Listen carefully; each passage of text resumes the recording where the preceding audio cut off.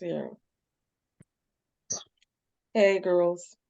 So I came across an old essay I wrote back when I was 18 years old, and I was a freshman at Spelman College, where it was titled First Year Blues.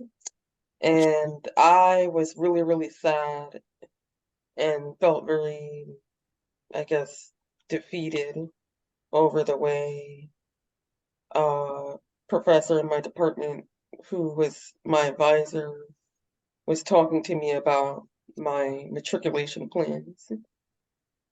She was looking down on me, and I just felt very belittled, and she was just extremely condescending to me. That was my first encounter with her.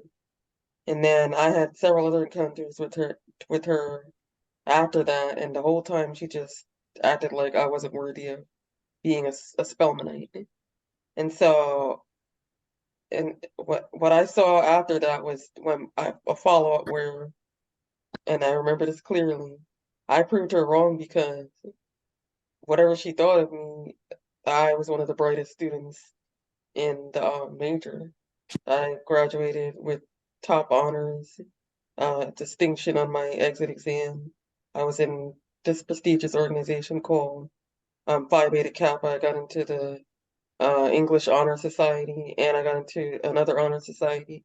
Like everything that she was thinking of me was just wrong. I had all the honor corps, and it was just like, and she saw all this, and I don't think she felt stupid, but I think she recognized that she was just judging a book by its cover. I don't look as polished as the rest of the girl. And, needless to say, I proved her wrong. Have you ever had moments like that where you were severely underestimated and you showed them that no, this is not what you think. I am that girl to take Beyonce song. Like, no, I'm not what you say I am. I'm way more than that. Hmm. Mika, I would think about my third year of being an educator. I was in a leadership position my second year of being an educator, and I was hired to be a leader in my third year of educating. And within like less than a month, my supervisor decided to demote me and another woman that she selected for the leadership position. We were both shocked. Well, I was more shocked than the other woman. She just said, "Fine, just do what you need to do to make the school function." And I was thinking to myself, how could this happen? I was just kind of shocked. She didn't really explain herself. And then this keep in mind this supervisor caused a lot of problems with all of the educators in the building. Most of the educators in the building were gone before the end of the school year or left by the end. I was one of the few that stayed till the end. But anyway, by the end of this school year, I was being selected to train new teachers. I was being selected as like the model teacher. Her supervisor, who was a former superintendent of schools, was just impressed with me and just thought that I was the one on that team that was the example or the exemplar kindergarten teacher. I ended up being selected to tutor third graders. I'd never taught that grade before, and then their scores went up because of me. Like basically everything that I'm assuming she thought about me was proven wrong, but before the end of the school year and definitely by the end of it, because yeah, everybody kept going to me to figure out what to do and how to do it. And only one of the prideful teachers didn't want to, but even she ended up having to concede that, man, she's definitely a really good kindergarten teacher. And my supervisor made a mistake. So yeah, don't so you were underestimate like the people. de facto leader. Yeah, ended up being a leader anyway because they all kept coming to me and taking stuff from me, and I had to give them things and make sure that they were okay. I was never concerned about anybody coming in my room. I was just like, I'm going to get this done. I was like, literally, some random people would come into the building that had no idea what was going on in the building and would come in my room and then just be like, okay, well, this is the model classroom, and then they would be like, okay, well, she's the one we want to go to for how your class is supposed to look or how your kindergarten class is supposed to run. So I thought that was very odd that the supervisor, who was clearly biased, um, did that. But by the end of the school year, she was proven to be Good. grossly incorrect. Miriam? This has happened a lot in my basketball career, but I don't really pay attention to it much because it's not really significant to me because I don't really pay much attention to it. But I do notice it a lot.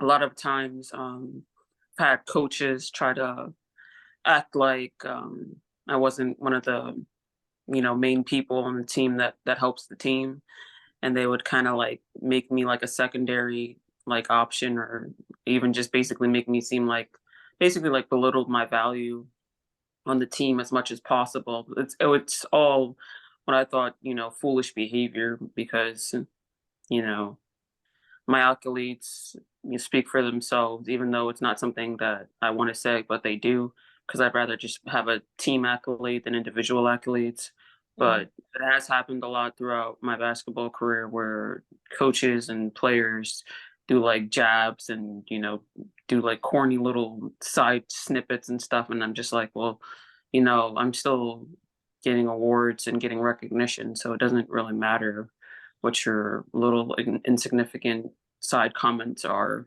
doing, because I'm still going to be me. I'm still going to play my game. I'm still going to be tough. I'm still going to be confident. And what you're doing is just kind of stupid in the long run, because you're supposed to treat people how you want to be treated, and you're supposed to be a light and a beacon in the world. You're supposed to treat people with respect and regard them higher than yourself. So I just think that behavior like that, especially in a work or team environment where you're supposed to be helping each other to achieve a goal, I think behavior like that is very foolish, and it creates conflict, and creates division. And unfortunately, a lot of those times I'm on the I get the short end of the stick, where I'm usually the loner, because I see through those types of situations, and I separate myself from that type of behavior, because I don't want to participate in basically like kind of like bully culture and belittling culture. And Mhm. I'm just not for it. I'm just like, I nip it in the bud. I let them know that I'm aware of it. I troll them, Mhm. and I kind of just keep it moving, because I'm just like, okay, but whatever you're doing is not going to stop me from whatever the Lord has planned for me. So you do what you got to do, and I'm going to keep it classy. I'm going to keep it respectful, Mhm. and it's really at the end of the day, you don't matter to me, because God has plans for me. Period. Amen. Main character energy only. So I feel like the common thread is these are supposed to be environments where we were supposed to be supported and uplifted, but we were being torn down, and Yes. we were able to shine anyway. We And then we're not tried. there was no reason for us to be treated like that, because this wasn't like competitors or opponents. I was Mm-hmm. like, this is like that person was my advisor. That person was You're my dealing with a supervisor. supervisor, and you were dealing with coaches and teammates. Yeah, I've had a lot of situations where coaches and teammates did a lot of really silly, childish, and then very much embarrassing and unprofessional things, and it's just things that I had to ignore because the whole gang was down with it. So I was just like, well, I guess it's me against everyone, because that's how you guys are making it. I mean, it's not supposed to be like that, because it's supposed to be a team. It's But whatever. just That's just toxic work culture, and it's very common in this country, especially for Black Just women. We definitely experienced a significant amount of abuse in the workplace. yes, jealousy Either and elitism. either way, it's who God bless, no man can curse. So Amen. it's nonsense and irrelevant at the end of the day. Mhm. Yep, yep, yep. That saying, "Cut your nose to spite your face," stuff like that. It's like don't throw away valuable assets because of your prejudices. Don't.